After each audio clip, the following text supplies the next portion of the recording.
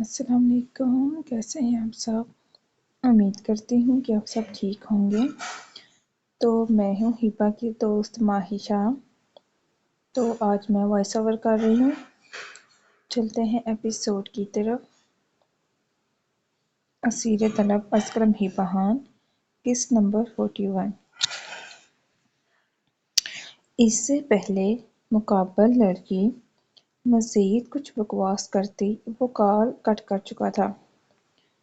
کال بند ہوتے ہی اسے what's app پر ایک میسج موصول ہوا جس میں ڈاکٹر سنگیتا کے ساتھ اس کی کچھ تصاویر تھیں، جسے دیکھ کر ایان خان کا موبائل ہاتھوں سے چھوٹ کر زمین پہ بوس ہو گیا۔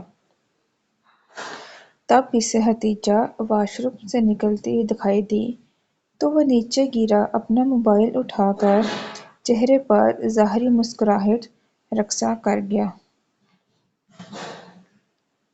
ایان، میرا چاکلیٹ کھانے کا بہت دل کر رہا ہے، پلیز میرے لیے لے آئیں۔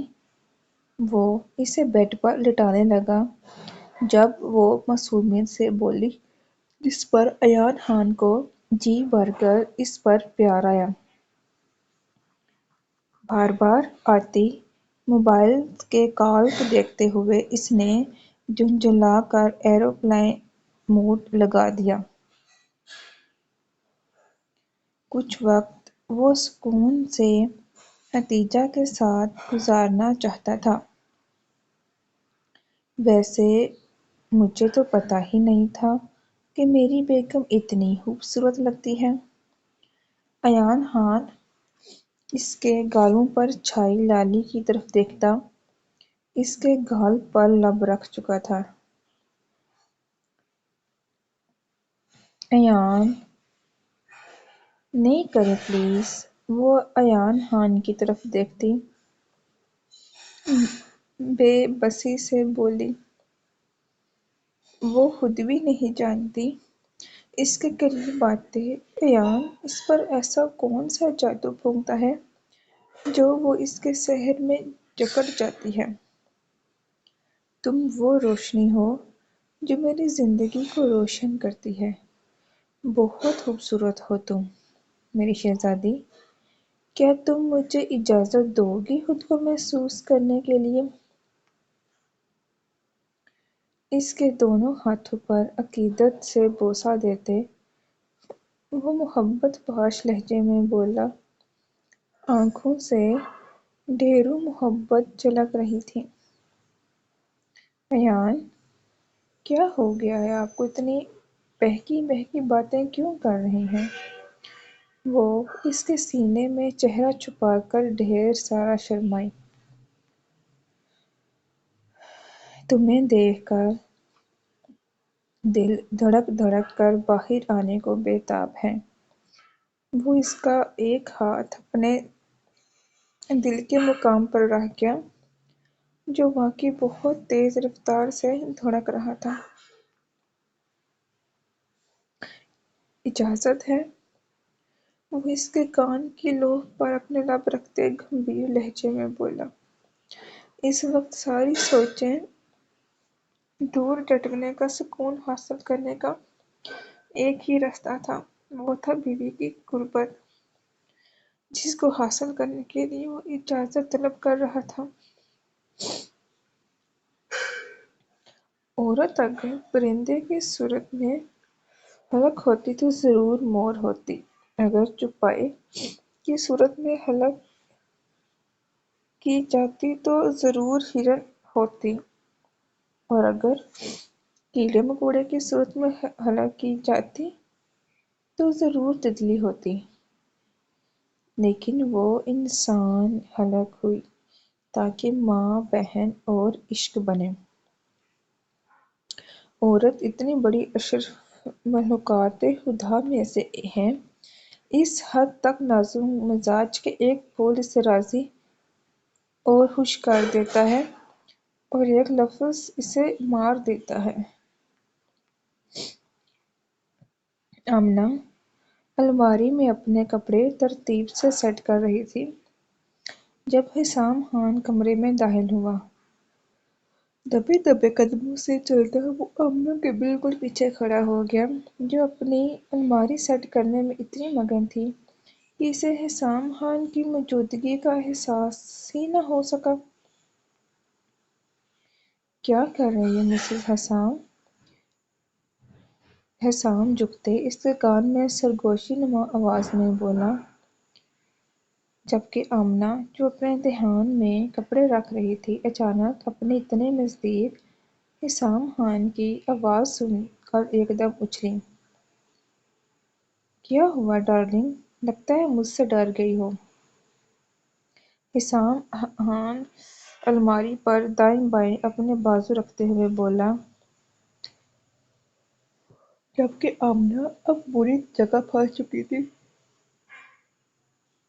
کیونکہ حسام خان کے دائیں بائیں بازو ہونے کی وجہ سے وہ وہاں نکل نہیں سکتی تھی اور نہ ہی پلٹ سکتی تھی، کیونکہ وہ آمنہ کے اتنے نزدیک کھڑا تھا کہ اگر وہ پلٹتی تو ان دونوں میں 1 انچ کا بھی فاصلہ نہیں بچنا تھا۔ ویسے تم نے مجھے ابھی تک نہیں بتایا نہیں، حسام خان اسے کندھوں سے تھامتا اس کا رخ اپنی جانب کرتا ہوا بولا، جو الماری میں دھنسے جا رہی تھی، جیسے اسی میں سے راستہ بنا کر باہر نکل جائے گی۔ تو کیا نہیں بتایا؟ کمرے کے بند دروازے کو دیکھتے وہ ہکلاتے ہوئے بولی کہ تم مجھ سے کتنی محبت کرتی ہو ڈارلنگ، ہمیشہ میں ہی اظہار محبت کرتا ہوں، کبھی تم بھی یہ شرف بخش دیا کرو۔ اس کی کمر میں ہاتھ ڈالے اپنے قریب کرتے ہوئے بولا اور ایک ہاتھ سے الماری کا دروازہ بند کیا۔ میں کیوں بتاؤں؟ اگر محبت ہوتی تب اظہار کرتی، بھلا تم جیسے خڑوس سے کوئی لڑکی محبت کرنے سے اچھا خودکشی نہ کر لے؟ حسام خان کی طرف دیکھتی وہ لاپرواہی سے بولی، جبکہ اس کی اتنی نزدیکی سے دل ایسے دھڑک رہا تھا جیسے ابھی باہر آ جائے گا۔ مجھ جیسا خڑوس تمہارے بہت میں لکھا گیا ہے، اے حسین لڑکی، خود کو خوش قسمت خوش بخت ٹھہراؤ، کیونکہ تم پہلی لڑکی ہو جسے حسام نے محبت کی نگاہ سے دیکھا ہے۔ حسام خان اس کے چہرے پر پھونک مارتے ہوئے بولا، شاید بد نصیب کہنے والے تھے، خوش نصیب کہہ دیا۔ وہ شرارتی لہجے میں بولی،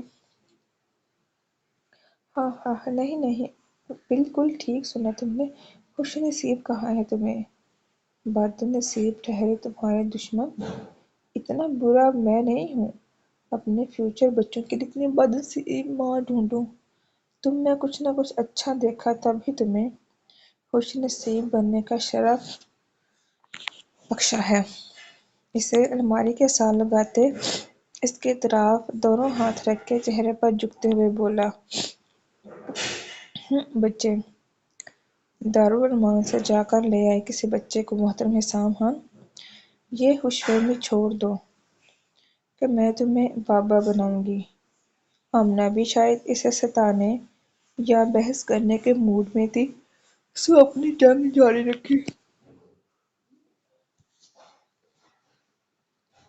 تمہاری مرضی کی تو میں ایسی کی تیسی کروں، مجھے صرف میرے سوال کا جواب دو، مجھ سے محبت کرتی ہو؟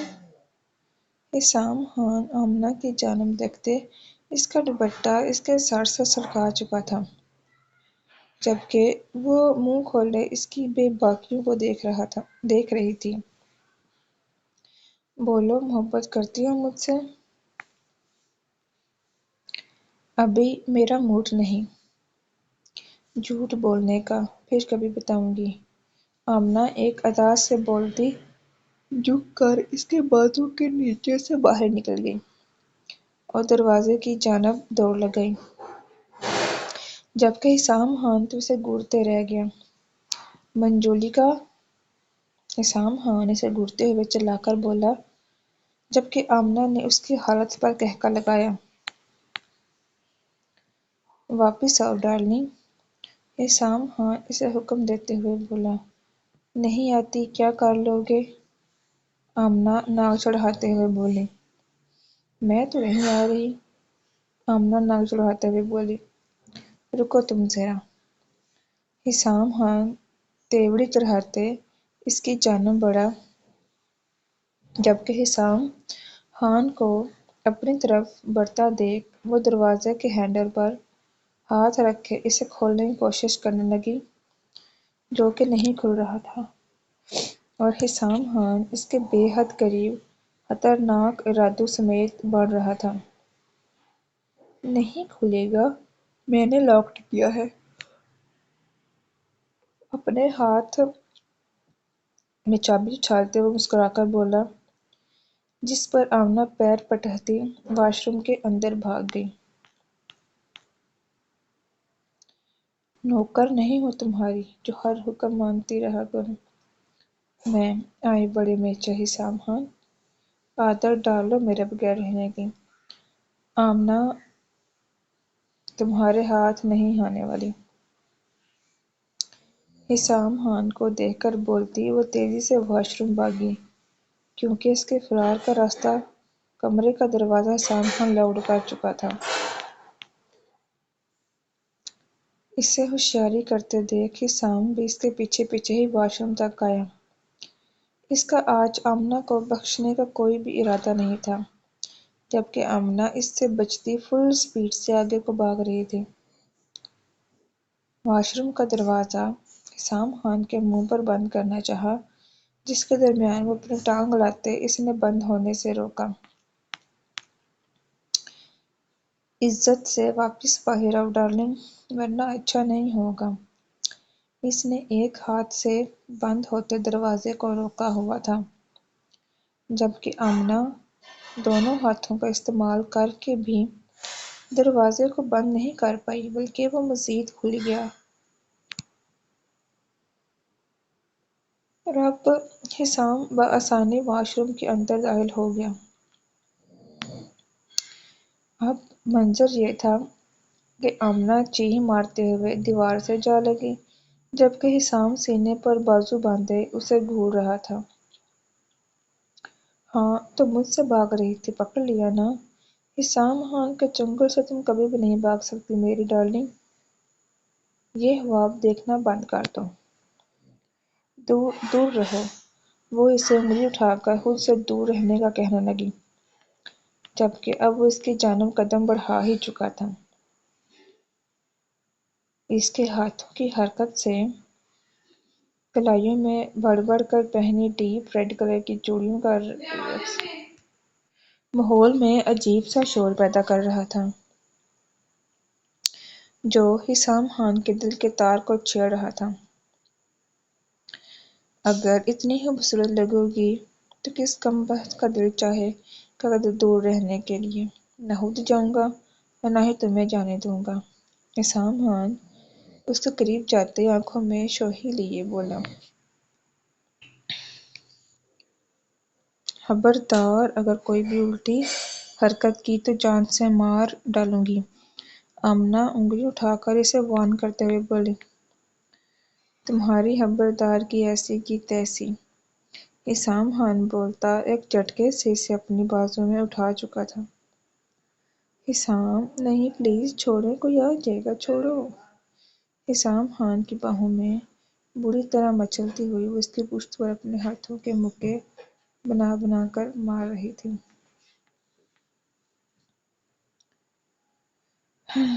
جب تک میں نہ چاہوں تم میری قید سے رہا نہیں ہو سکتے۔ اسے بیڈ پر پٹکتے ہوئے سے اوپر جھکا۔ ہاتھی کہیں کے، ہٹو۔ اس کے کندھوں کو تھامے وہ بھرپور مزاحمت کرتے ہوئے بولی، جب کمرے کا دروازہ بجا۔ آمنہ، دروازہ کیوں لاکڈ ہے؟ کیا ہے بیٹا؟ خدیجہ خانم کی آواز سنتے آمنہ کی آنکھیں خطرناک حد تک پھیلیں۔ اس نے جھٹ سے خود پر جھکے حسام خان کو دھکا دیا اور کھڑی ہو گئی۔ اس اچانک آفات پر گھبرا کر وہ بھی جلدی سے سائیڈ پر ہو گیا۔ آنٹی آ گئی، نکلو ادھر سے جلدی۔ وہ اسے بازو سے پکڑ کر غصے سے کم آواز میں واش روم کی طرف دھکیلنے لگی۔ گھبراؤ نہیں ڈارلنگ، چپ رہا ہوں۔ اف، کیا کیا دن دیکھنے پڑے ہیں۔ اپنی بیوی کے ساتھ ٹائم سپینڈ کرنے کے لیے چھپ کر ملنا ہوگا۔ وہ افسوس سے آہ بھر کر منہ بناتے واش روم میں بند ہو گیا، جبکہ آمنہ نے غصے سے اسے دیکھا اور اپنے چہرے کی اڑی ہوئی ہوائیوں کو سمیٹتے دروازے کی جانب بڑھتے کھولنے لگی، جبکہ وہ بند تھا، کھلا نہیں تھا۔ پھر یاد آیا کہ سامحان نے لاکڈ کیا ہے۔ چہرہ غصے سے دھواں ہوا تھا۔ کیا ہوا بیٹا، سب ٹھیک ہے؟ دروازہ کیوں نہیں کھول رہی؟ حدیقہ خانم نے دوبارہ آواز دی جب وہ واش روم کا دروازہ کھول کے اندر گئی تاکہ چابی لے سکے۔ آنٹی، میں واش روم میں ہوں، 2-3 منٹ رک جائیں۔ آمنہ آواز دیتے ہوئے بولی۔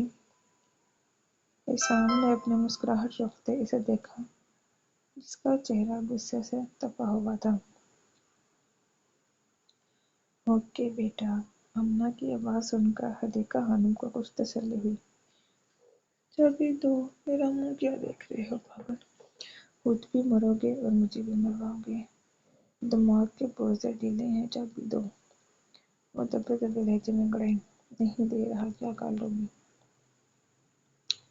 میں تمہیں جان سے مار دوں گی، سامحان چابی دو، آنٹی باہر کھڑی ہیں۔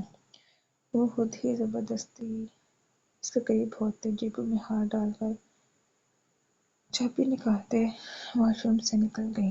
احسان اس کی پشت دیکھتے دبی دبی مسکراہٹ کے ساتھ واش روم کے بند دروازے کو دیکھنے لگا۔ آمنہ دروازہ کھولتے حدیقہ خانم کو دیکھتے زبردستی چہرے پر مسکراہٹ سجائی، ورنہ دل خوف سے لرز رہا تھا۔ کھانا کھانے نہیں گئی تم؟ طبیعت ٹھیک ہے نا؟ کمرے میں داخل ہوتی حدیقہ خانم اس کو دیکھتے ہوئے بولی۔ نہیں وہ آنٹی ٹھیک ہوں، میرا مطلب بس واش روم میں تھی، آنے والی تھی، اب آ گئی۔ اچھا چلو چلتے ہیں ایک ساتھ نیچے، آج کھانا بھی دیر سے بنا ہے، مجال ہے جو میں نہ بتاؤں، شاد یا نور میں سے کوئی بنا دیں۔ حدیقہ خانم افسوس سے بولی، دونوں ہی نکمیاں تھیں۔ احسان بھی پتہ نہیں کہاں گئی، گھر میں بھی نہیں دکھ رہا، وہ بھی یہاں چلے تو مل کر کھانا کھاتے ہیں۔ Okay aunty. وہ لب نیچے واش روم کے بند دروازے کو دیکھنے لگی۔ اوکے آنٹی، چلتے ہیں، بس جلدی سے نیچے جانا چاہتی تھی۔ وہ حدیقہ خانم کے ساتھ نیچے چلی گئی، جب احسان نے واش روم کا دروازہ کھولتے سر باہر نکالتے کمرے میں نظریں گھمائیں۔ حدیقہ خانم چلی گئی، سوکھ سانس میں جلدی سے نظریں بچاتے اپنے روم میں چلا گیا۔ حدیجہ نے اپنی نظریں جھکا دیں۔ بہت احتیاط اور محبت سے تمہیں چھو کر سونا بنا دوں گا، اجازت ملتے دیکھ۔ وہ اسے نرمی سے بیڈ پر لٹاتے حدیجہ پر جھکتے ہوئے بولا۔ اپنی گڑیا کو اپنی دسترس میں پاتے ہی وہ مطلبی ہو گیا تھا، بے خود سا ہو گیا تھا۔ اس کے پورے وجود کی ایک ایک نشق و قلم سے نکلنے لگا، جبکہ اتنی محبت سے اور نرمی سے چھونے پر حدیجہ میں نہ تو کچھ بولنے کی سکت تھی، نہ ہی کچھ کرنے کی۔ وہ چپ چاپ اسے اپنا آپ سونپ گئی۔